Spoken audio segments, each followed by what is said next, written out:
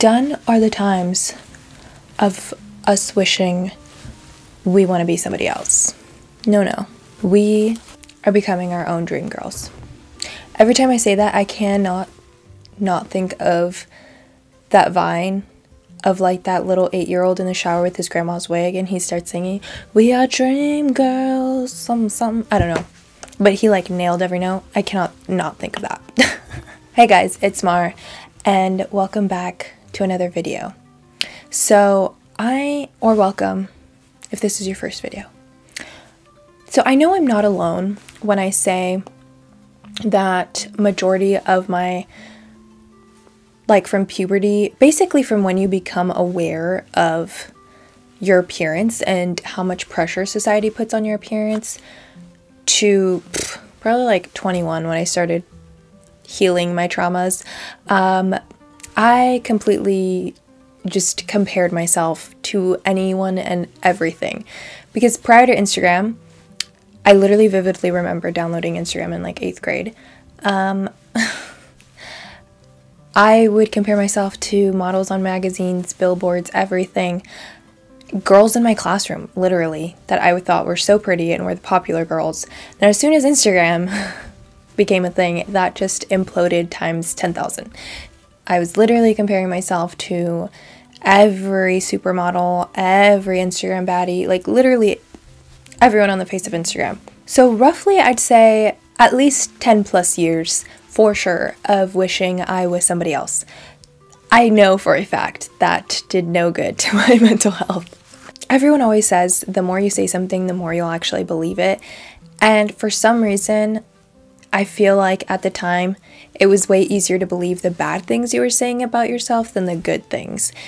And we're done with that. We are done. We are making ourselves our own dream girls. And I can tell you, I came up with this idea because I was home from New York and I was thinking of content to post, the like videos that I took and stuff like that. And I saw a video, and like, I wouldn't say for the first time, but because, you know, sometimes you just take really good pictures of yourself and you're just like, damn, who is that? Like, who is she? I don't know that girl, but that's me. But I guess for the first time, like, I truly saw myself and I was like, wow, like, you're such a beautiful person. And I don't even mean that like appearance wise, but like, I just meant like, I truly, in my heart and soul was like, wow, I love who I am. So I feel like I want to share that feeling of like, wow, I truly love myself for who I am. And trust me, it's not an easy journey, but it is well worth it when you get to the point where you truly love every inch of yourself in spite of not being perfect, because we don't have to be perfect to love ourselves. So here goes nothing. I wouldn't say it's really hard, because I'd say all of this is really hard. It's a journey. But the first part is fully accepting yourself, fully accepting myself. This one definitely took some time because it took deconstructing a lot of societal beliefs, and also I think a lot of generational trauma of why I didn't feel worthy of loving myself. Things that had been ingrained in me since I could even remember, that I would see on magazines, on the grocery stands, or on commercials or TV shows that I definitely probably should not have been watching at that time, especially in those tender ages, but I did. And even then, more on like now subliminal messaging that you just don't even register that you're receiving, but you're receiving, and it is definitely getting ingrained into your subconscious mind, and probably eventually your conscious mind as well. But it's more so becoming aware that, why do I say I hate these things about myself? And when you break it down, it's really either because that's all you've seen on what I just mentioned, the TV shows, the magazines, Instagram, everything, or also, like I said, generational trauma of your parents would say that they didn't like these things about themselves, so inherently you just believed like, oh, well, they say they don't like this about themselves, well, then that must mean this part of me is ugly. And as sad as that is to say, but it's the truth, a lot of our beliefs we just absorbed as kids, we didn't realize the gravity and we didn't bother to question them. So it was becoming aware of the things I didn't like about myself and saying, well, I really only don't like them because I've always been told, and it was just always what I believed. And I was like, well, why do I believe these things? And then it's realizing I can change those beliefs about myself. I can start to love these things about myself because I actually do love them. The culture of hating ourselves is so deeply ingrained in us so that capitalism can give you this end-all be-all product and make you take your money and make you feel better, but really they don't. They just take your money and you still feel like shit. I think another thing that also really helped me to fully accept myself, besides becoming aware of my beliefs, was using social media. And I know that might seem like a double-edged sword because social media really is, and I feel like at the end of the day, social media is what you make it. At the time, I chose to follow more people that looked like me, that embodied this essence of self-love. So I guess just to make a connection in my brain, like if they could love themselves, I could love myself too. And at the end of the day, I think it really just goes back to your beliefs and changing your beliefs, that just because you believe this now doesn't mean you have to believe it forever. And then phase 2, which I think is a really fun phase. It's about experimenting and expanding. To me, this is about trying different things, and whether that may be for learning or literally just for pure joy, or just things that you wanted to do but just were too afraid to do, this is the time to do it. It could literally be as like simple things as your hair, your makeup, your outfit, or taking courses of things that you actually wanted to do. But I think the pure bliss comes from allowing yourself the freedom to express yourself exactly how you want to in that moment. We're always told that we have to fit in this perfect little box and, mark all the check marks, and we can't make ourselves too big or too out there. But allowing yourself to be as big and as out there as you want to be is a pretty euphoric feeling, because you're just being so authentic to you. And at the end of the day, that's the most important part, because that's the only person you have to answer to is yourself. And I know that another important part of this phase for me was allowing myself the freedom to fail, whether that be course or an outfit I wore that day. Like, not everything you try you're going to love to the fullest and it's going to be a full body yes. Like a hairstyle or makeup look or an outfit just didn't look how you thought it would in your head, because that happens to me all the time. And it's just like, oh well, you wipe it off, you wash your hair, you change your clothes. It's not the end all be all. And I feel like so often we put so much pressure on ourselves to not fail and to get it right the first time, and then to be an expert on the topic in 2 weeks. That's literally not realistic at all whatsoever. And I'm still working on this, but I'm trying to change my perspective on failure.